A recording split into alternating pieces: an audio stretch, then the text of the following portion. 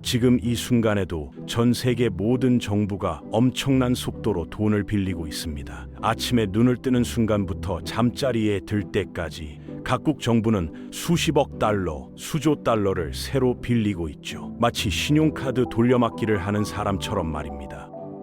한 장의 카드가 한도에 닿자면 다른 카드로 갈아타고 그 카드도 막히면 또 다른 카드를 만드는 그런 상황과 비슷하다고 보시면 됩니다. 하지만 이번에는 개인이 아니라 나라 전체가 이런 일을 벌이고 있다는 점이 문제죠. 과연 이런 상황이 언제까지 지속될 수 있을까요? 그리고 정말로 위험한 순간이 언제 찾아올까요? 오늘은 바로 이 이야기를 시작해 보겠습니다. 현재 금융업계에서 가장 심각하게 다뤄지고 있는 문제가 바로 각국 정부의 무분별한 차입 행위입니다. 전 세계 거의 모든 나라가 빚에 완전히 의존하고 있는 상황이죠. 선진국들의 GDP 대비 공공부채 평균 비율을 살펴보면 놀라운 수치를 확인할 수 있습니다. 놀랍게도 1945년 제2차 세계대전 직후 수준까지 다시 올라왔다는 사실을 알 수 있어요. 당시는 전쟁을 치르느라 천문학적인 돈을 써야 했던 시기였는데 지금은 평화로운 시대임에도 불구하고 그때와 비슷한 수준의 부채를 안고 있다는 건 정말 충격적인 일이죠. 정치적으로 이 문제를 해결한다는 것은 거의 불가능에 가깝습니다. 왜냐하면 정치인들 입장에서는 세금을 올리거나 지출을 줄이는 것보다는 돈을 빌려서 문제를 미루는 게 훨씬 쉽고 인기 있는 선택이기 때문입니다.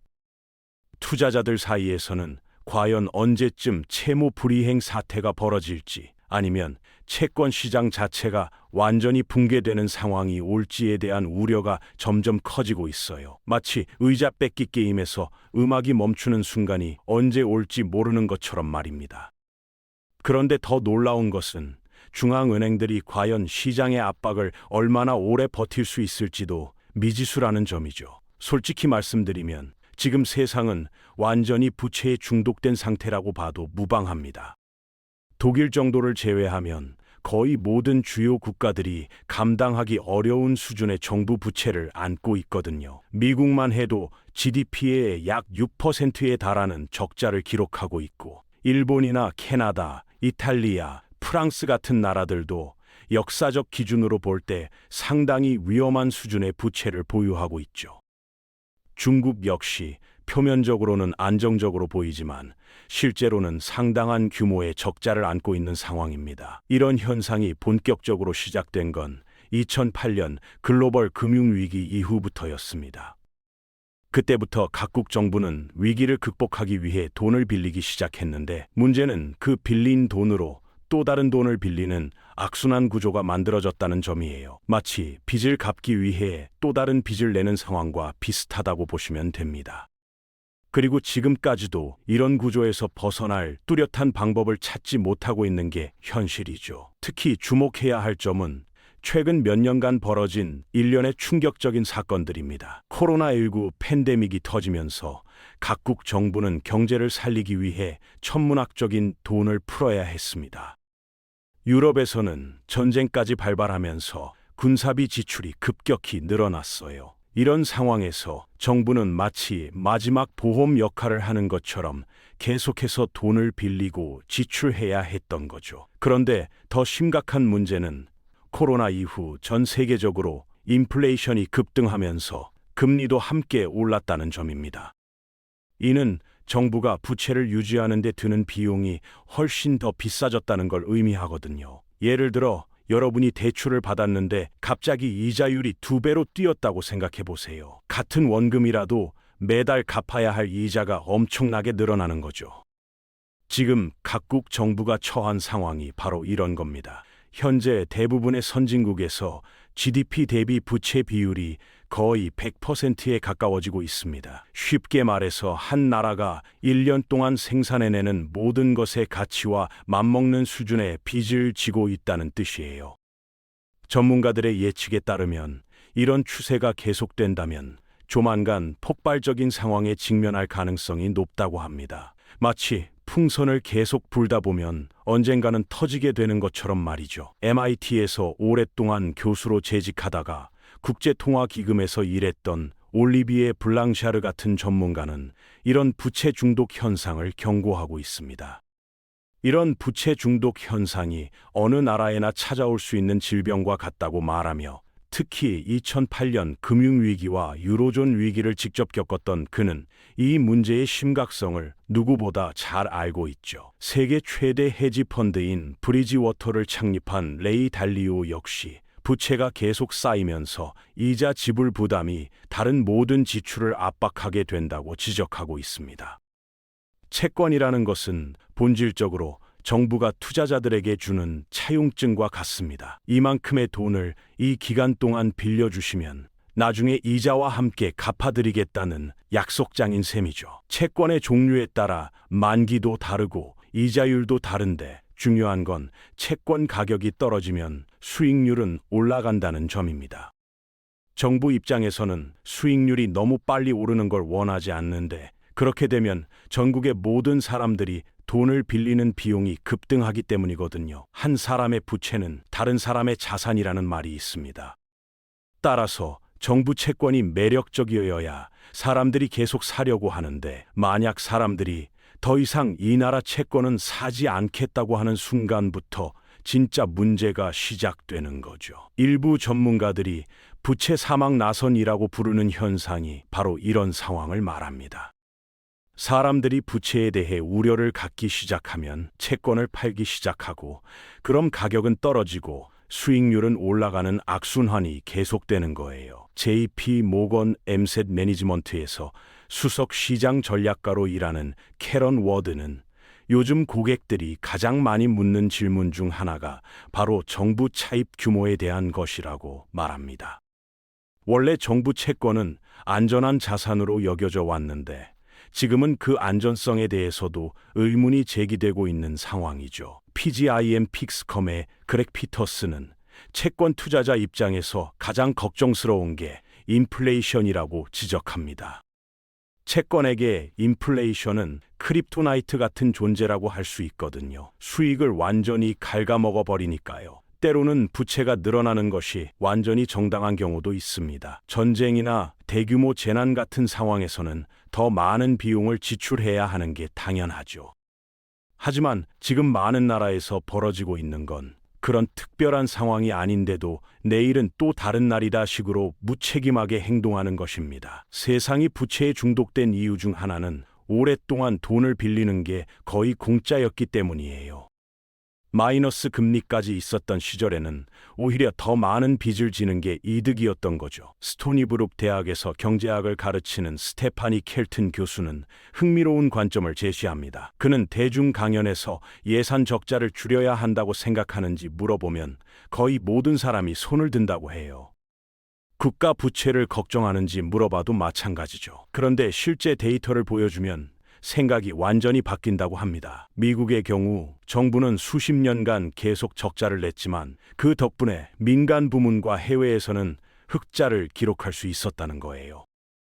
정부의 적자가 다른 모든 사람들의 흑자를 만들어낸다는 논리죠. 하지만 이런 관점에 대해서는 반박하는 전문가들도 많습니다. 특히 실수 도서관이라는 비즈니스 역사 도서관을 운영하는 러셀 네이피어는 정부 부문의 과도한 차입이 민간 부문의 과도한 차입과 함께 살펴봐야 할 문제라고 지적해요. 정부 부채가 높은 동시에 민간 부채도 높은 상황에서는 그 결과가 훨씬 더 심각할 수 있다는 거죠. 금융위기 이후 팬데믹이 시작되기 전까지는 수요 부족과 디플레이션을 걱정했었습니다. 그래서 통화 정책도 매우 공격적으로 경기를 자극하는 방향이었죠. 그런데 갑자기 인플레이션이 다시 나타나면서 상황이 완전히 바뀌었어요. 정부는 지출에 대한 욕구가 있고 신용으로 물건을 나눠줄 수 있을 때가 더 좋으니까 계속 빚을 내게 되는 거죠. 하지만 그런 신용은 결국 부채로 이어지게 됩니다. 지난 10년간 각국 정부는 이 문제를 해결하기 위해 다른 지출 분야를 줄이려고 했지만 그 결과 새로운 문제가 생겼습니다. 공공 서비스와 인프라에 충분한 투자를 하지 않았던 거죠. 그래서 지금은 오히려 그동안 줄였던 지출을 다시 늘려야 한다는 압력을 받고 있어요. 성장은 매우 둔화되어 있어서 세수입이 빠르게 늘어나지도 않고 있는 상황입니다. 게다가 더욱 불확실한 세계 안보 상황 속에서 국방비 지출은 우선순위가 더 높아질 수밖에 없고, 인구 고령화 문제도 해결해야 하고 친환경 전환도 추진해야 하는 상황이죠. 이 모든 것들을 해결하려면 어떤 형태든 공공의 지원이 필요한데, 그런 지원에는 돈이 들어갑니다. 그리고 이전보다 훨씬 높은 금리 환경에서는 그런 부담이 더욱 커질 수밖에 없어요. 이제는 정부가 매년 위기 상황처럼 돈을 빌리는 게 너무 정상적인 일이 되어버렸습니다. 인플레이션이 낮은 환경에서는 이런 행동도 어느 정도 용납될 수 있었지만, 인플레이션이 높아질 가능성이 있는 환경에서는 모든 걸 다시 정비할 시간이 필요하죠. 지금은 수요와 공급이 정면으로 충돌하고 있는 상황이라고 볼 수 있어요. 채권 시장을 채권 자경단이라고 부르는 경우가 있습니다. 1983년부터 이 개념에 대해 연구해온 에드 야르데니는 재정 책임에 대한 최종 결정권자 역할을 하는 게 바로 채권 시장이라고 말합니다. 1970년대에 채권 투자자들이 큰 손실을 입었던 경험 때문에 재정이나 통화 당국이 제대로 된 규율을 유지하지 않으면 채권 시장이 나서는 거죠. 채권 수익률을 경제를 둔화시킬 수 있을 정도로 끌어올린다는 것입니다. 2022년 영국에서 벌어진 일이 바로 그런 사례입니다. 리즈 트러스 정부가 무리한 정책을 발표하자마자 채권 시장이 이 정부는 뭘 하는지도 모른다고 결론지었어요. 채권 투자자들이 영국 국채를 팔기 시작하면서 가격이 믿을 수 없을 정도로 빠르게 하락했고, 더 공격적인 매도가 이어지면서 모든 게 걷잡을 수 없게 되었죠. 결국 영국은행이 직접 개입해서 상황을 안정시켜야 했습니다. 전 세계 정부들이 가장 두려워하는 게 바로 자국 채권 시장에 이런 일이 일어나는 것입니다.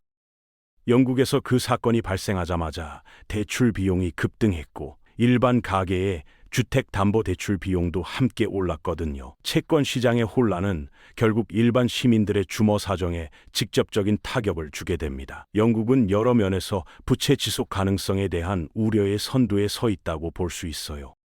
하지만 이건 영국만의 문제가 아니라 장기적인 성장 전망에 대한 근본적인 의문과 연결되어 있죠. 가장 큰 의문은 적자가 가장 큰 미국에 대해 채권 투자자들이 언제쯤 본격적인 문제 제기를 할 것인가입니다. 미국 채권 시장 규모는 1조 2천억 달러에 달하는 거대한 시장이에요.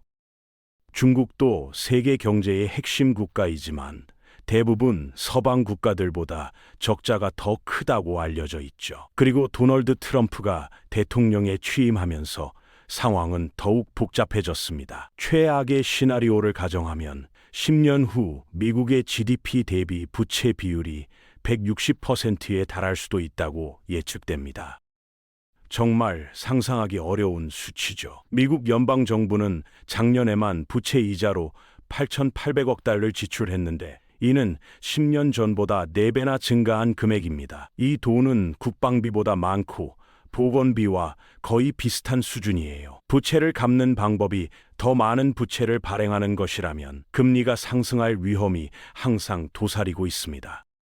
전체 수입의 25%가 부채를 갚는 데 쓰이고 있다면 이건 전형적인 부채 함정이라고 할 수 있어요. 구멍을 파서 빠져나올 수도 없고 부풀려서 빠져나올 수도 없는 상황인 거죠. 미국은 평시 완전 고용 상태에서 GDP의 약 6%에 달하는 엄청난 적자를 기록하고 있습니다.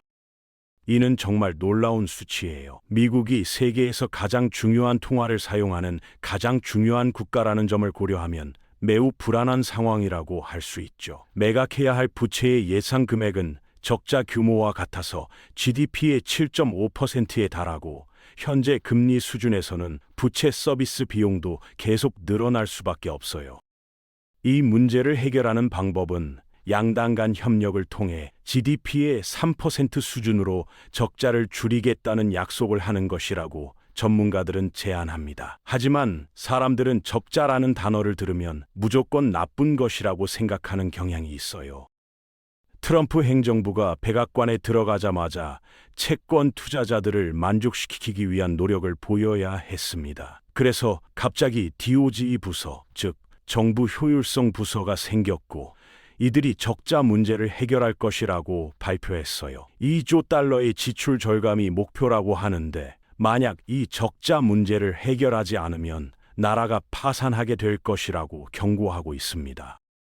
일론 머스크가 이끌게 될 정부 효율성 부서가 정말로 엄청난 비용 절감을 찾아낼 수 있을지는 미지수입니다. 많은 전문가들은 세금 인하를 상쇄할 만큼 충분히 큰 규모의 지출 절감이 있을지에 대해 회의적인 반응을 보이고 있어요. 머스크는 선거 운동 기간 중에 적자를 2조 달러 줄일 것이라고 말했지만 나중에는 그 발언을 다소 후퇴시키기도 했죠. 실제로 의회가 좀 더 책임감 있는 태도를 취하게 하려면 채권 시장과 국채 시장에 약간의 혼란이 있어야 할지도 모릅니다. 미국은 세계 금융 시스템에서 매우 중요한 위치를 차지하고 있거든요. 달러는 세계 무역 통화이자 국경 간 부채의 통화입니다. 다른 나라 사람들, 대형 투자자들, 중앙은행들은 달러를 보유해야 하고 이는 곧 미국 정부 채권을 사야 한다는 뜻이에요. 이런 특별한 지위 덕분에 미국 정부는 다른 대부분 정부보다 더 자유롭게 지출할 수 있게 되었습니다.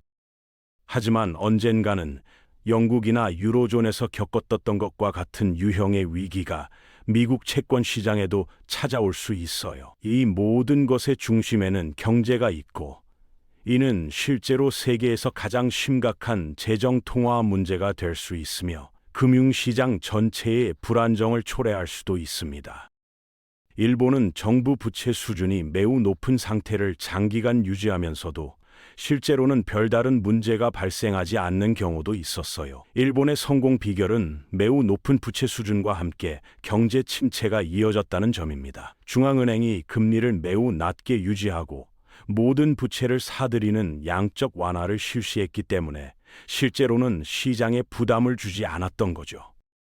하지만 그 과정에서 화폐 가치가 1년에 4%씩 하락했고 미국 국채 대비 약 70%의 손실을 기록했습니다. 솔직히 말해서 진짜 채권 자경단은 중앙은행들이라고 할 수 있어요. 일본 은행이 보여준 것처럼 의지가 확고한 중앙은행은 언제든지 수익률을 높이려는 시장 압력을 무시할 수 있습니다.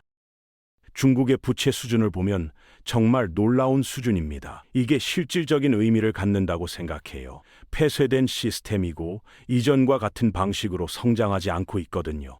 실제로 명확한 해결책도 없는 상황이죠. 이런 종류의 부채에 대한 실존적 걱정이 문제가 되는 상황도 볼 수 있습니다. 유로존의 공공재정은 영국이나 미국, 일본의 재정보다 훨씬 더 강력한 편입니다. 하지만 유로존은 결코 통일된 그림이 아니에요. 이탈리아는 유로존에서 가장 큰 차입국 중 하나고 프랑스는 정치적으로 지출을 억제하는 데 정말 어려움을 겪고 있어요. 프랑스에는 적자와 부채를 포함해서 해결해야 할 문제가 정말 많습니다. 부채 수준은 이미 높지만 계속 늘어나고 있는 게 문제예요. 적어도 GDP 대비 부채 비율을 안정화해야 한다고 생각하는데 현재 정치 환경에서 이를 실행하려면 1,500억 달러가 필요할 것으로 추정됩니다.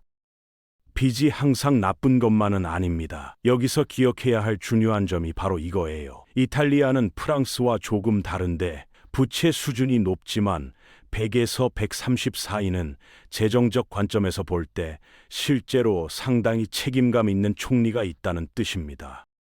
그 이유 중 하나는 브뤼셀에서 지원하는 돈의 상당 부분이 좋은 행동을 전제로 하기 때문이에요. 이탈리아는 꽤 잘 행동하고 있다고 볼 수 있죠.